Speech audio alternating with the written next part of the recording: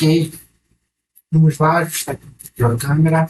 Vou falar hoje sobre concreto de retração compensada. Vou fazer um resumo do meu trabalho de mestrado, falar um pouco dos objetivos e do projeto como um todo. Escolhi esse tema porque é uma área que está em ascensão, principalmente na nossa região aqui, em Manaus.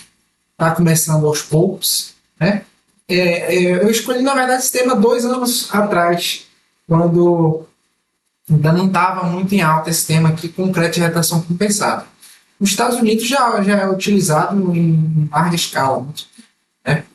Então, o objetivo principal do meu trabalho foi fazer algumas avaliações por meio de ensaios mecânicos e avaliar a resistência à compressão, a tração na flexão, o abatimento, a retração, as características físicas, mecânicas desse tipo de compósito, que é o concreto de retração compensada, reforçado com macrofibras de polipropileno.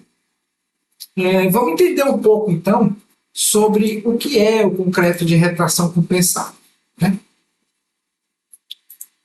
O concreto, nós temos as variações dimensionais que são impostas no concreto, assim que ele começa a secar, são as seguintes, né?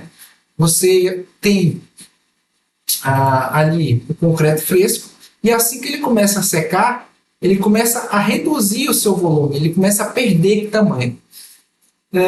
Então, basicamente, eu tenho alguns tipos de concreto. Eu tenho o concreto convencional, que em tempo inicial eu considero que ele tem uma perda de volume, e no tempo final ele tem uma perda de volume maior ainda. Geralmente o tempo inicial, ali nos primeiros 7 dias, no concreto de retração compensada, eu tenho um pequeno aumento ali no volume do concreto, né? Isso em ensaios que são realizados em laboratório. Obviamente ali que em campo a gente tem uma variação de em torno de 75% ou de 60%.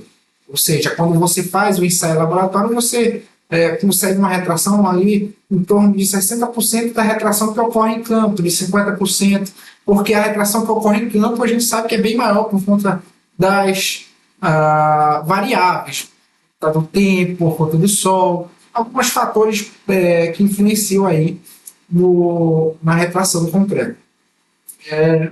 Então aí nós temos aí por final falar do concreto expansivo, que é no tempo inicial ali, geralmente nos primeiros dias, ele tem um acréscimo de volume, e aí depois ele começa a perder volume também, como no concreto convencional e de retração compensada, e no tempo final ele acaba com uma variação dimensional positiva, geralmente. Enquanto no de retração compensada, a principal diferença é que, apesar de ele ganhar ali um pouquinho de volume no início, nos primeiros 7 dias, depois ele tem uma perda de volume também, né? Ele acaba com um volume final menor do que o volume inicial. No canal tem alguns outros vídeos aí que falam mais detalhadamente sobre esse assunto, tá? Aqui eu vou fazer mais um resumo, porque já fiz aí alguns vídeos falando sobre esse projeto aí, e detalha melhor sobre a questão da microestrutura do material, das reações químicas que ocorrem. E aqui eu vou dar mais vou dar mais relevância aqui para o projeto em si, o que foi feito, o que foi realizado, né? Do que para um referencial teórico.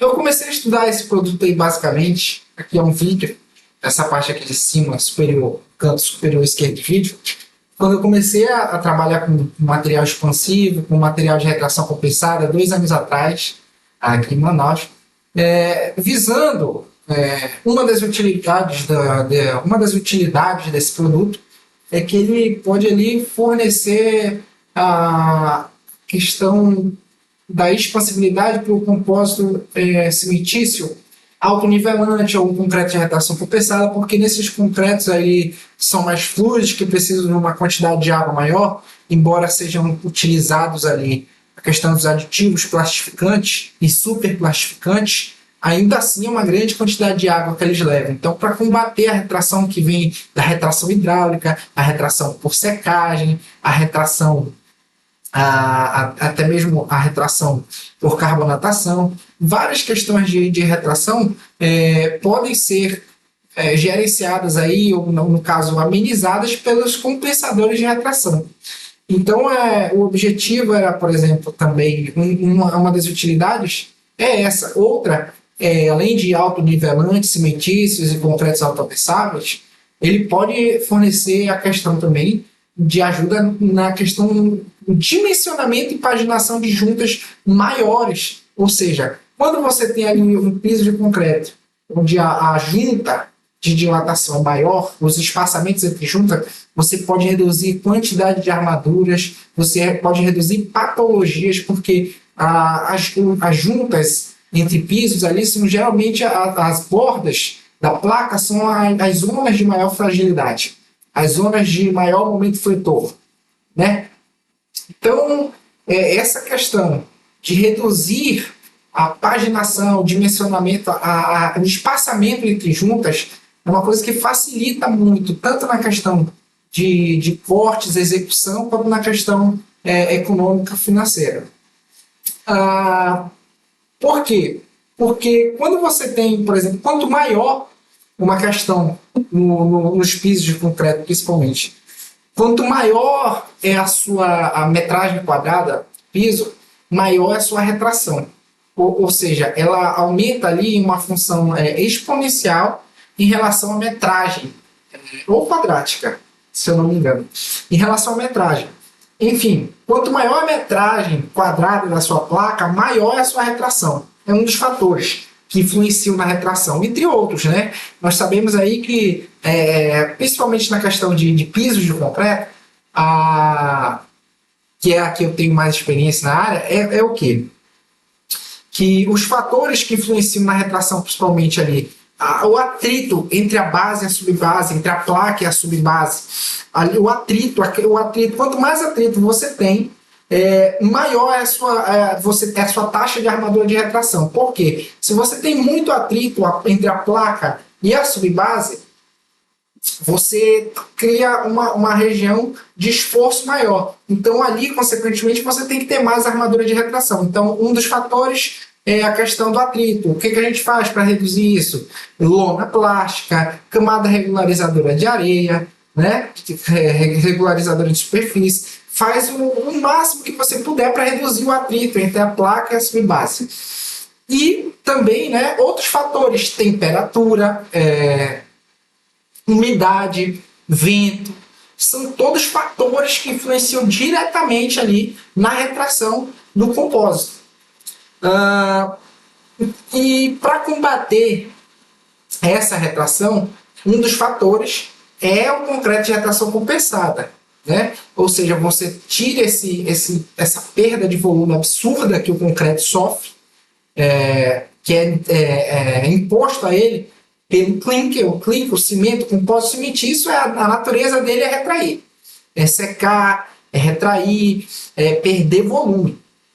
Então, o que acontece? Justamente para isso que serve o concreto de retração compensada. E as macrofibras de polipropileno, né, são justamente para combater essa retração residual restante. Ou seja, uma certa parte ele consegue ali, reduzir a questão da retração, mas o concreto, se a gente voltar lá na segunda imagem, ele ainda tem uma perda de volume final. Então, essa perda de volume nesse tempo restante, nesse tempo final, que vai ser combatido ou pelas macrofibras de polipropileno ou por uma armadura de aço. Né? Então, continuando aí o trabalho, o objetivo foi estudar esse compósito, né? Como é que e verificar as questões de dimensionamento e viabilidade, principalmente, de substituição das fibras de aço, de substituição da armadura de aço por macrofibras de polipropileno, ou seja, qual é a dosagem necessária para que eu consiga substituir uma determinada taxa de armadura para uma determinada área de concreto, a área de piso. Né? Foi mais focado nessa área de piso. Né? a questão de dimensionamento de armaduras. Então, assim, esse trabalho, os principais objetivos dele são esses, né? É a questão, por exemplo, de a utilidade, né? Não, nem tanto objetivo, a utilidade. O trabalho é essa, porque se você trabalha com um compósito cimentício de retração compensada, reforçado com macrofibras de polipropileno, qual é a vantagem? Quais são as vantagens? Né? Tem vantagem econômica? Tem vantagem financeira? Tem vantagem de diminuição de gasto de efeito estufa? A questão ambiental, né? É viável ambientalmente, economicamente? Isso tudo foi um objetivo dessa pesquisa, que eu vou falar mais adiante, né? A questão. Mas já adianto que, sem comparação com relação à armadura, as fibras elas têm um incremento substancial, elas dão um incremento substancial na resistência à tração, à tenacidade do compósito, né? Então ela reduz drasticamente a taxa de armadura mínima necessária para o piso de concreto, né? Ou para o compósito. E vamos continuar. Aqui é o vídeo, né, de quando eu comecei a trabalhar 2 anos com compósitos autonivelantes cimentícios. E aqui é um projeto de concreto de retração compensada com macrofibras de polipropileno nesse do canto inferior. E ele está mostrando aí a questão do óxido de cálcio que é utilizado, né? Só que essas dosagens aí, elas são muito, como é que eu posso falar? São muito gerais. Eles sempre falam de 8 a 12 quilogramas por metro cúbico, né? E assim, eu ficava assim, encucado, se eu posso falar assim dessa forma.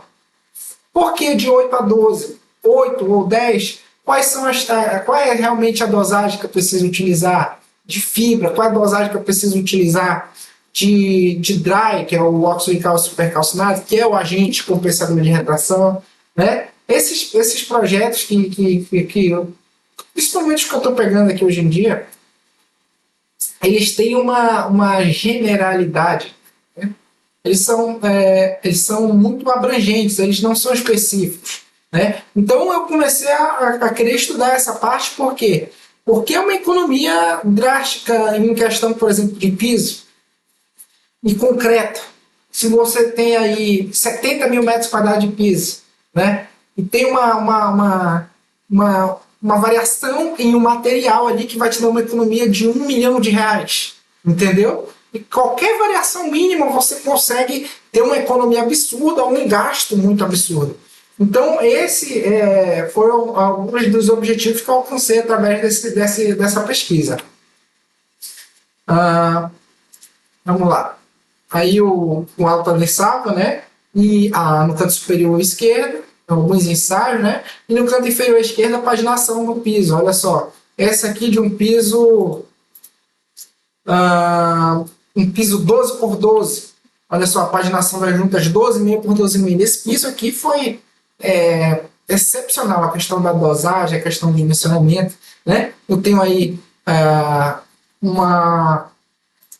um dimensionamento de 12 por 12, 12,5 por 12,5 e uma dosagem de fibra aí de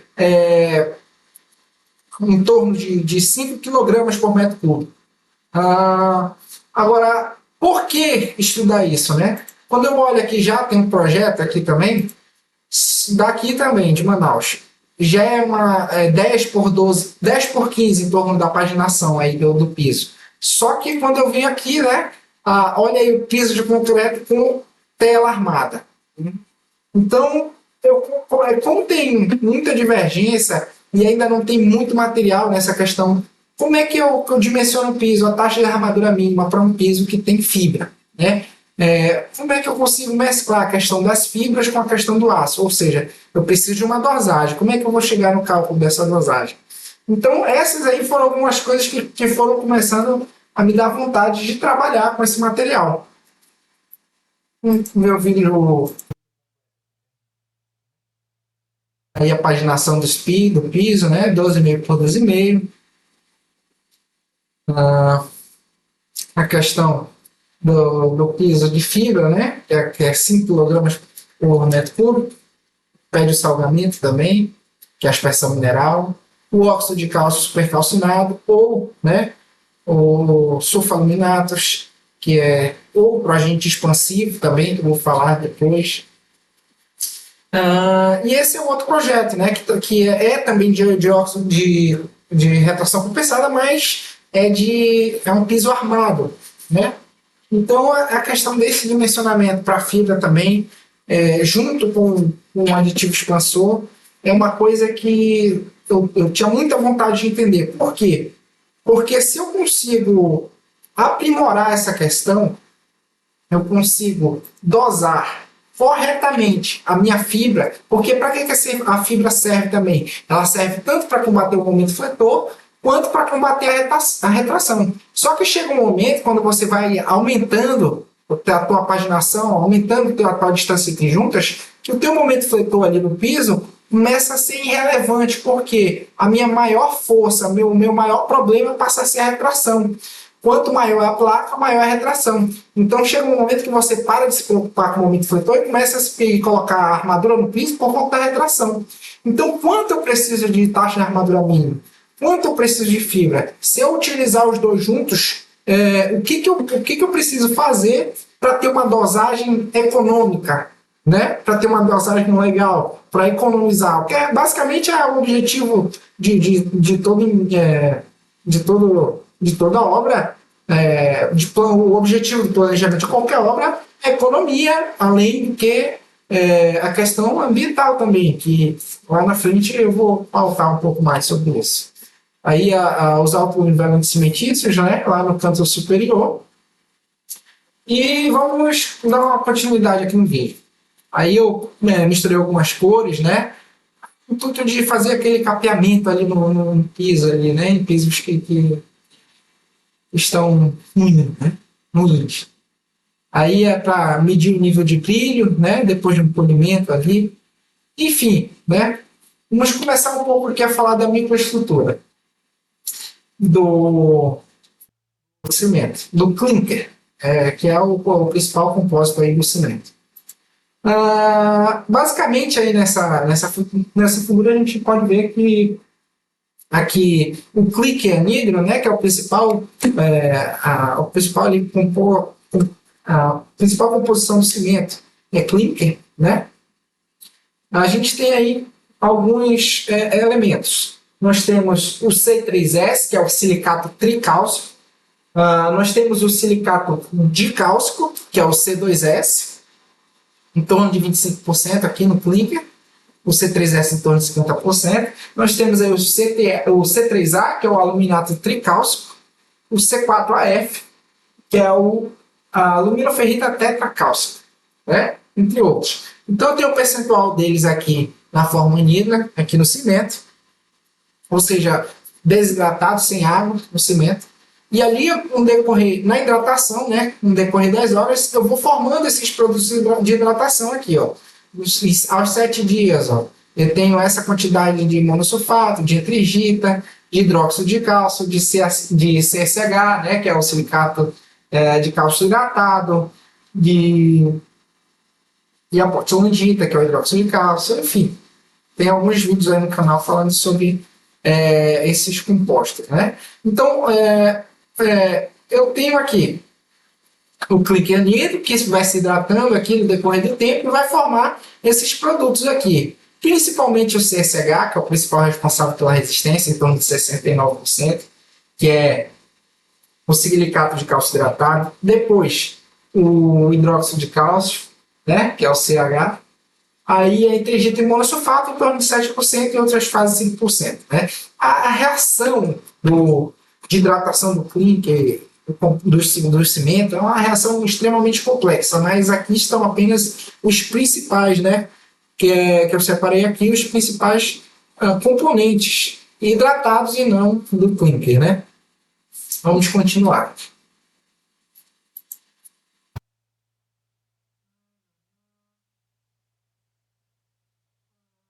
Aí, só lembrando, eu retirei essas informações aqui de 3 livros muito bons. Se vocês quiserem obter, né, tá aí. O Advanced Concrete Technology, Cement and Concrete Mineral Admixtures e o Concrete Petrography, né? Tem tanta questão quantitativa de compostos de hidratação, quanto a questão de petrografia em si. As imagens são excelentes, maravilhosas. Tá? Vamos lá, para dar continuidade. Então, falando um pouco mais da microestrutura, né, que é o que a gente estava vendo agora, os produtos de hidratação do clinker, nós temos aqui o C2S, o C3S, o C4AF, o C3A, que eram os mesmos que estavam aqui nessa imagem, né? E nós vamos ver que aqui, que com a hidratação no decorrer do tempo, ele vai formando o hidróxido de cálcio, o silicato de cálcio hidratado, que é o CSH, a trigita, né? E vão formando aqui a pasta de cimento. Aqui é um agregado, ó, e aqui ao redor do agregado nós temos a pasta de cimento.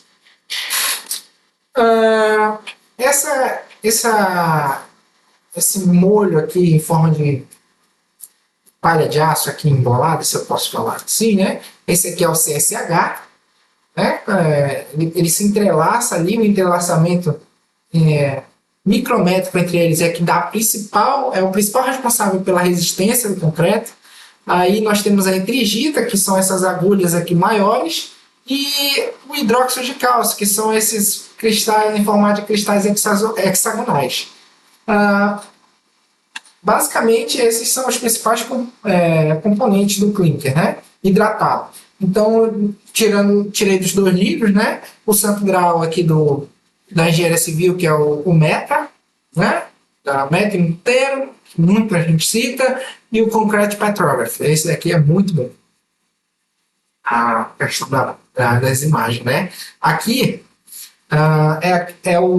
nessa imagem aqui da esquerda, é uma fotomicrografia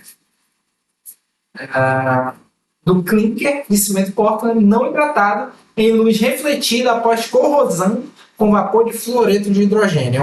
Foi a técnica utilizada para essa imagem aí. Eu tenho o C2S, o C3S, o C4AF, o C2S azul, o C3S marronzinho, o C4AF esse mais esbranquiçado, esse um pouquinho azulado, o C3A. Né? E quando eu hidrato, eu tenho esses produtos de hidratação.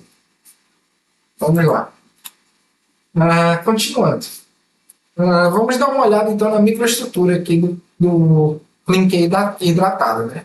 Então, esse aqui é o CSH, né? Eu tirei ele aqui de um livro alemão muito bom também. Olha só, a escala 1 micrômetro, entrelaçamento do CSH, do silicato de cálcio hidratado, né? Colorido artificialmente através de softwares da internet. Qualquer software dá para colorir, né? É uma imagem preto e branco, mas para efeito de uma visualização aí mais interativa, eu coloquei ela colorida. Né? O livro que eu tirei foi esse aí, Cement und Kalk. Perdoe se a expressão estiver errada, mas é um livro alemão.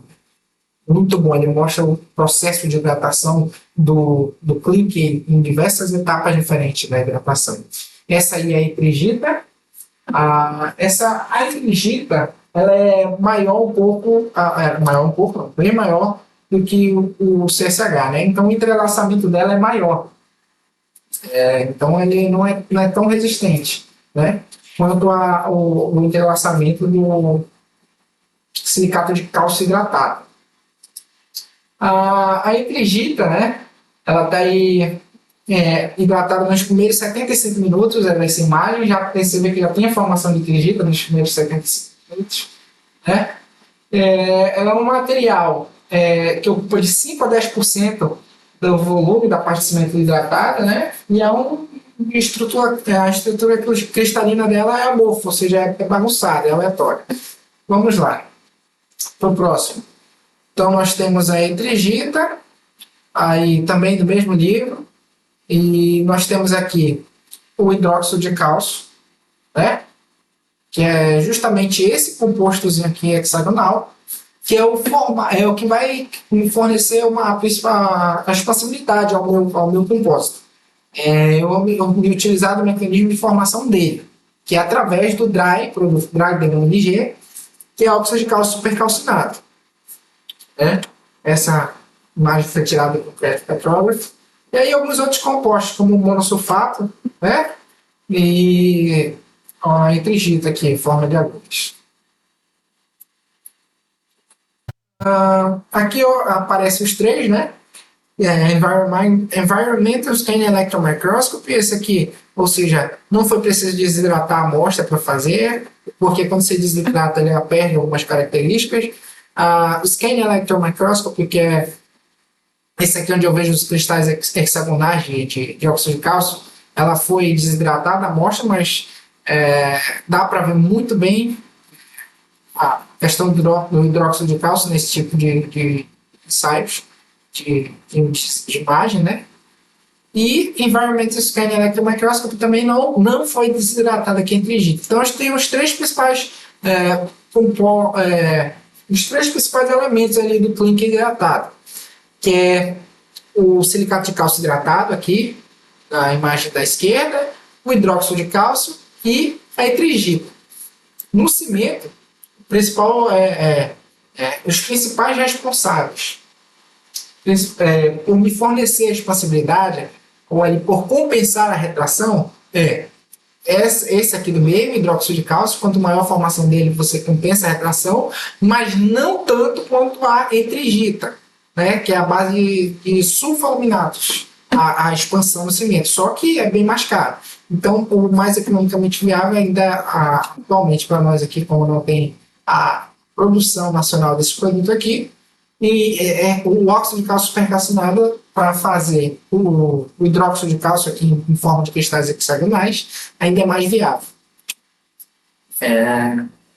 E aqui é um MEV, né, microscopia eletrônica de varredura do óxido de cálcio supercalcinado. Esse MEV aqui do professor Públio Pena Firme Rodrigues, do livro dele lá, de pisos industriais com crédito de retração compensada. Esse aqui é o óxido de cálcio supercalcinado. Né? O que é o óxido de cálcio supercalcinado? Ele é parecido ali com a cal, só que ele sofre um processo de aquecimento ali em torno dos 6.000 graus Celsius. Então, ele tira toda a água que tem ali entre as partes. Toda não, né? Porque não dá para falar assim, mas tira muito, reduz muito a questão da quantidade de volume, ou seja, ele perde em forma de carbono, né? E reduz a questão do espaçamento entre os grãos, né? Entre as partículas. Então, quando você reduz esse espaçamento ali entre as partículas de óxido de cálcio supercalcinado, um processo de temperatura, aquecimento absurdo, então, quando você faz esse aquecimento, você reduz o espaçamento entre eles e dificulta a entrada de água, dificultando a hidratação e dificultando a questão aquela questão quando você joga cal e ela borbulha, ela fervilha, ela está em um processo de aquecimento absurdo. Então, quando ela aquece muito rápido. Então, quando o óxido de cálcio é super calcinado, né, esse processo de hidratação é dificultado. Então, você tem ali um incremento de calor residual que você vai acrescendo as temperaturas, a temperatura vai aumentando aos poucos, não é de uma vez, né? Porque quando você tem um aumento abrupto ali da temperatura no concreto, você causa mais retração ainda, por secagem, plástica, etc. Né? Continuando. Aqui foi os referenciais teóricos que eu fui pesquisando, alguns dos livros, né? A principal a forma de começar um trabalho é essa, né? Pesquisando a literatura e pesquisando as normas técnicas que são vigentes, né? Então, estão aí as NBRs, os livros que eu fui utilizando, não estão todos, mas a maioria, né? Além do que, né, além dessa literatura que foi utilizada também, eu entrei em contato também com alguns fornecedores, tanto com o fornecedor de aditivos que é a Dryden 1. Entrei em contato com os fornecedores, verifiquei a questão do dimensionamento, fui fazendo algumas comparações, né? Poxa, para um dimensionamento tal, uma quantidade tal deu certo, só que eu tenho que levar em consideração que eu estava no sul, que é mais frio, a questão do vento, etc. Né? Aqui eu estou em Manaus. Né? Aqui a retração é um problema que é visível, né? E, enfim, entrei em contato com os fornecedores de fibra também para a questão do dimensionamento, né? Para uma retração tal, eu tenho tanto. Para a substituição de uma armadura X, eu preciso usar uma quantidade Y de fibra. Então, tudo isso envolveu esse trabalho. Porque o compósito em si, de retração compensada, ele precisa combater a retração e precisa também de duas formas. Uma através do óxido de cálcio supercalcinado e outra através das fibras, né? Ele está trabalhando em conjunto entre outros fatores também que ocorrem na obra, como eu já falei, temperatura, atrito entre a placa, subbase, etc. Essa aqui é uma norma americana que eu achei para a questão da drag equation, que é uma equação, que eu já falei também no vídeo aqui no canal, uma equação que ela rege ali a questão das taxas de armadura mínima para as placas de concreto, né? E ao lado aqui, nessa planilha aqui, foi a questão de substituição das taxas de armadura mínima por fibra. Né? E aqui os critérios para o dimensionamento de pisos industriais, que também foi redigido aqui pelo professor Públio Pena Firme Rodrigues. Esse cara aqui é excepcional, ele é o autor do método ABCP, simplesmente. Ele adaptou para o Brasil a questão da ACI lá, de dosagem de concreto. Ele tem diversos livros na área. O professor Públio, um dos livros dele, o óxido de cálcio supercalcinado lá, aquele MEF, que é uma estrutura que eu tenho é do livro dele, que é esse aqui. Piso de chá também, Públio Pena Firme Rodrigues. O cara é excepcional na área da engenharia. Fenômeno. Enfim. Vamos lá. Essa aqui é a questão do coeficiente de recalque do CBR, né? Que eu preciso ter também uma boa base para a questão de reduzir o funcionamento do fletor, etc. Né? É a questão mais de piso do que o compósito em si. Mas um dos resultados também desse trabalho foi essa planilha aqui, né? Onde eu coloco aqui FCK, eu coloco altura, eu coloco largura da placa, né? A dosagem do aditivo compensador de retração, o coeficiente de atrito ali, né? Que é aquele entre a placa e a subbase, né? Essa planilha aqui eu consigo, através dela, unificar esse conhecimento que eu tive em questão de dosagem de aditivo, questão de dosagem de fibra, né? E retração, e ter uma dosagem econômica, né? Para a questão de pisos industriais. Que foi o principal objetivo da pesquisa, foi a questão de concreto de retração compensada reforçado com macrofibras de polipropileno. Só que uma das principais aplicabilidades desse produto é justamente essa, pisos industriais de alta resistência. E eu consigo também colocar a questão das malhas de aço, a armadura ali, ver quanto resiste o momento fletor e quanto eu vou precisar colocar de fibra e vou substituindo, enfim, unificou de forma geral. E através dela eu pude verificar, né, um daqueles projetos que eu falei lá no início. Deixa eu ver aqui se que eu dei uma olhada nesse projeto que não tinha fibra, né? E comparei com o que tinha fibra, e justamente foi esse aqui, né? Que eu recebi ainda esse ano de 2024, nessa paginação aqui, nesse formato aqui. Aí eu falei, se eu colocar fibra, quanto eu consigo reduzir de armadura aqui? Obviamente eu não consegui tirar tudo, porque eu tenho, se eu não me engano, salvo engano, 2 telas que é um 9,5 aqui, mas não consegui reduzir 2,46 embaixo e 9,5 em cima. Não consegui reduzir tudo, mas uma redução substancial. ou seja, consegui tirar completamente a armadura superior, ficou só inferior ali, uma dosagem de fibra que menor que 7,5%, então a dosagem máxima de fibra que a gente utiliza é 7,5%, enquanto a de fibra de aço de 22%, a de polipropileno é em torno de 7,5%. Então, tirando ali, só de tirar a armadura superior, você já tira a questão das treliças numa quantidade de ferro absurda. Esse projeto aí foi em torno de 70 mil metros quadrados. A economia dele para 70 mil metros quadrados foi algo em torno de R$1 milhão. Então, você vê aí que é algo completamente absurdo você ver hoje um piso de concreto que não esteja utilizando compensador de retração e que não esteja utilizando a fibra. Por mais que você queira colocar a armadura, a macrofibra de polipropileno, ela reduz drasticamente as suas taxas de armadura.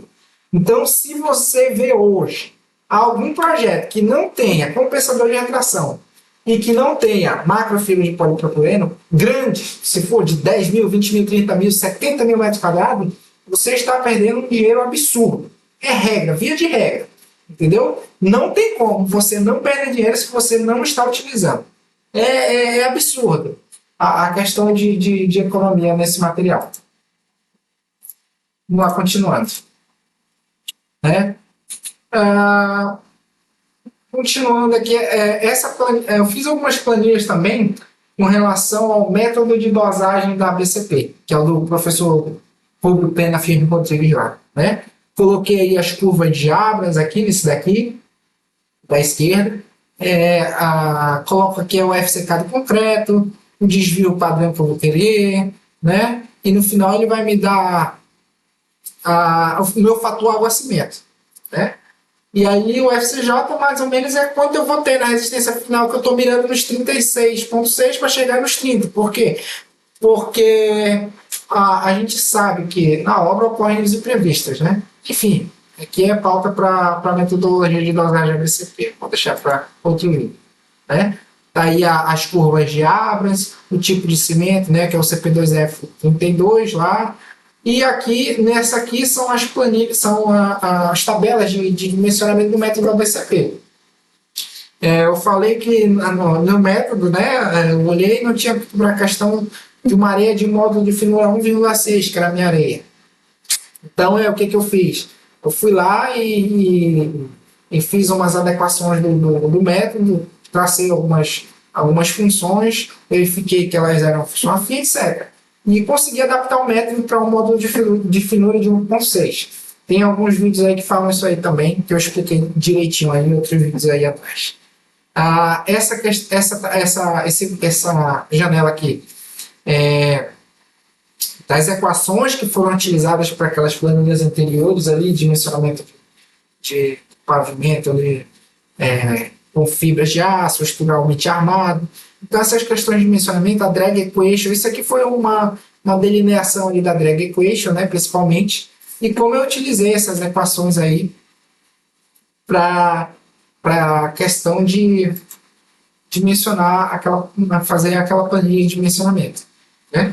Aí aqui eu tenho algumas principais fotos dos ensaios que foram realizados, de granulometria, né? A questão da densidade, a massa específica da areia, do volumetria do agregado graúdo, né? E a massa específica do agregado graúdo, etc. As dosagens, né, dos aditivos superclassificantes, do óxido de cálcio supercalcinado, que é o DRY, e das macrofibras de polipropileno.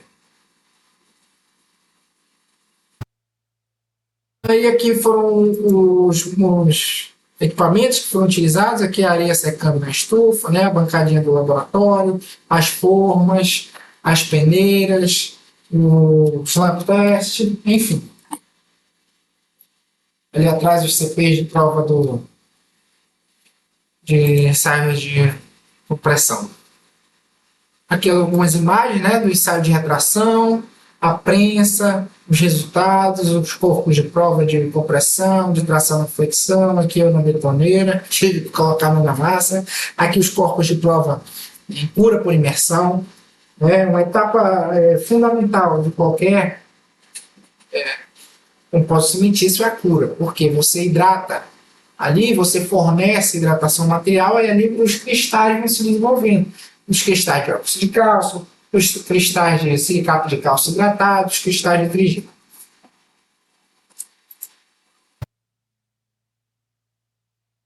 Aqui alguns vídeos, né, dos ensaios, né, que foram realizados na Concrex, de tração na flexão, de compressão, né? E aqui ao lado eu tenho o controle tecnológico, né, dos ensaios. Eu vejo qual foi a altura que rompeu aqui o corpo de prova, o formato de rompimento, a distância que rompeu. Por exemplo, no corpo de prova de tração na flexão, ele tem que romper de mais ou menos no meio. E a fissura ali da altura da fissura tem que vir também até mais ou menos no meio, porque ali é próximo da zona neutra, né? Onde em cima é compressão e embaixo é tração. É a principal diferença, né? O que acontece com o corpo de prova quando ele tem a questão das macrofibras, né? Você tem a fissura, mas ele não abre, não rompe o corpo completo. Aquela tenacidade das fibras é que vai te dando a tenacidade do teu compósito cimentício. Vamos lá. Aqui o corpo de prova, né? Os ensaios. Vou dar mais uma olhadinha. Esse aqui foi um rompimento fácil, mas a gente continuou, né? O que acontece quando tem uma falhazinha na moldagem? Na moldagem não, quando tem uma falha no posicionamento ali, aí às vezes ele tem um rompimento falsozinho, mas aí depois ele continua e dá o real. Esse aqui é o ensaio de retração e expansibilidade, né? Embaixo o verde é de retração convencional ali, eu tive em torno de 494, né? Esse ensaio foi realizado como? Você moldou os corpos de prova, faz uma cura química inicial nele, logo assim que você termina de moldar as pernas da cura química, e depois você coloca ele em cura úmida. Ou o concreto convencional, né? Eu tive aí em torno de 494 micrômetros por metro, ou seja, para cada metro de corpo de prova, eu tenho uma retração de 494 micrômetros, que é feita num reloginho ali super sensível, né?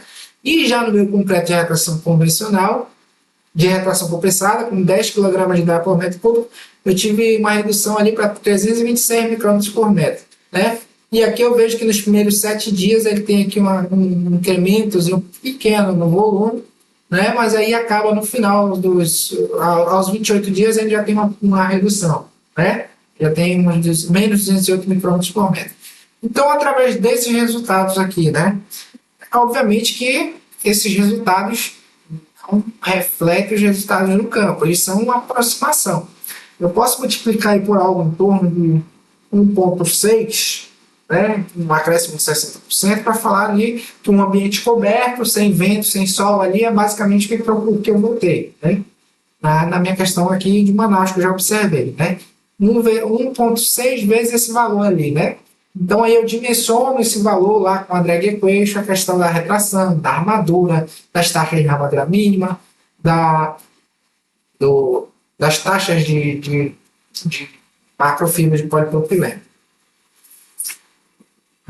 Vamos lá.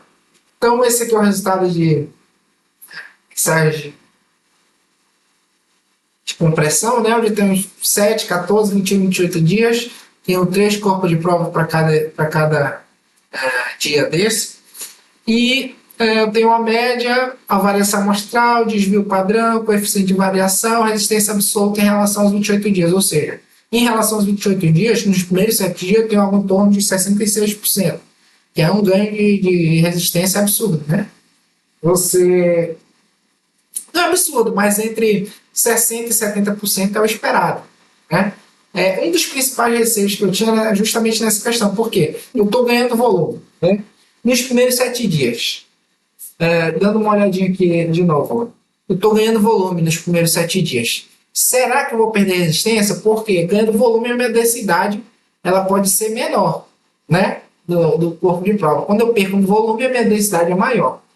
Só que o que acontece? eu tive um incremento que não me preocupou nos primeiros 7 dias, né? Olha só, 66% da resistência inicial. Então, isso aí me deixou confiante porque é um bom valor, né, da resistência inicial. Talvez porque a questão do hidróxido de cálcio ali, os cristais de hidróxido de cálcio preenchem ali, né, aqueles vazios, e esses cristais aqui preenchem os vazios que existem na pasta ali e fornecem uma certa resistência também. É óbvio que não é uma resistência absoluta, mas também fornece resistência. Um dos receios, por exemplo, e eu vi isso na prática, né? Além desse ensaio aqui, eu vi na prática, ou seja, um dia depois, se você tem fornece uma cura adequada, uma hidratação adequada, um controle adequado tecnológico do concreto, você tem um incremento substancial de resistência nas primeiras idades, principalmente o hidróxido de cálcio, que puxa muita água e precisa de hidratação. Mas, se você tiver um controle adequado, ele nas primeiras idades ele tem uma boa resistência inicial. Melhor de resistência inicial são os sulfaluminatos, só que são mais caros, né? Eles são utilizados no concreto de resistência inicial alta. Mas o óxido de cálcio também não deixou a desejar nessa questão. Tanto que um dia depois, eu já estava em uma obra que eu fiz uma vez, um dia depois eu já estava tendo tráfego ali de equipamento pesado, de trator, de empilhadeiras em cima, né? Que ela estava carregando um tijolo para fechar as paredes e não teve nenhuma incidência por conta disso. Enfim, vamos para o próximo, né? Que é a resistência à tração na flexão também, que teve um incremento já maior nos primeiros 7 dias, né?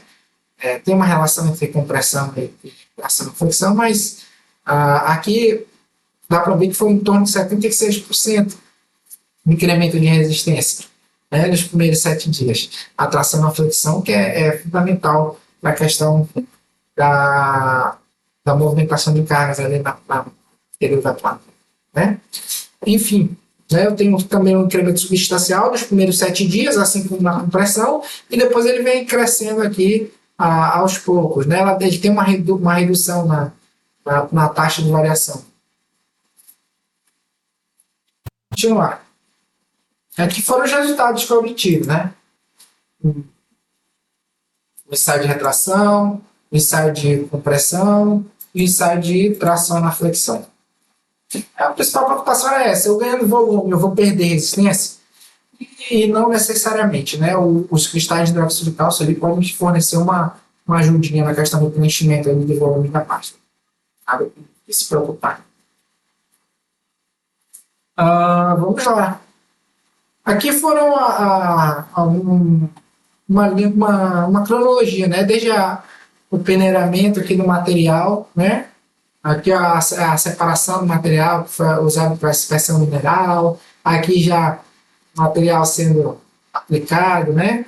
O material sendo trabalhado, o acabamento. Aí as microfibras, as macrofibras, também foi usado microfibras. Aí algumas planilhas de dimensionamento. Aqui eu tenho a sequência de concretagem do piso, né? A paginação da sequência de concretagem.